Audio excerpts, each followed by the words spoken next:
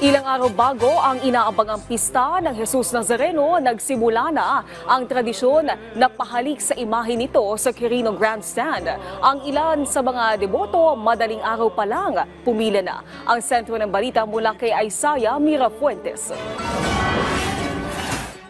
All set na sa Quirino Grandstand para sa paparating na pista ng Jesus Nazareno. Hanggang sa ngayon ay nagpapatuloy pa rin ang pahalika. Madaling araw pa lang may mga deboto na sa may Quirino Grandstand para sa tradisyonal na pahalik o pagpupugay sa poong Jesus Nazareno. Hanggang sa pumutok ang araw ay may mga deboto pa rin dito sa Luneta Grandstand. Daan-daan ang mga nagtiyagang pumila upang mahawakan at mapunasan ang imahe ng poong Jesus Nazareno. Yung iba sa kanila ay nanggaling pa sa mga malalayong probinsya. Importante po para sa amin yung gabay na kanyang binibigay po. Kumbaga, nagiging tulay ko po siya sa aking mga pangarap. Kung may dapat man po kung pagsabihan ng aking problema, sa kanya lang po ako lumalapit.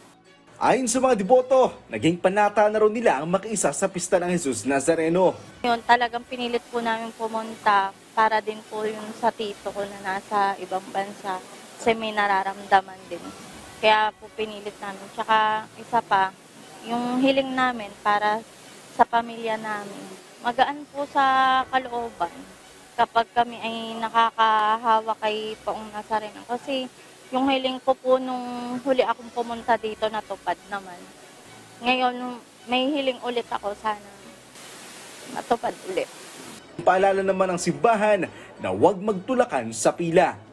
Alas 12 ng hating gabi nang magsimula ang pahalik ng Jesus Nazareno. Naging mapayapa naman ito at hindi nagdulot ng kaguluhan. Isaiah Mirafuentes para sa Pambansang TV sa Bagong Pilipinas.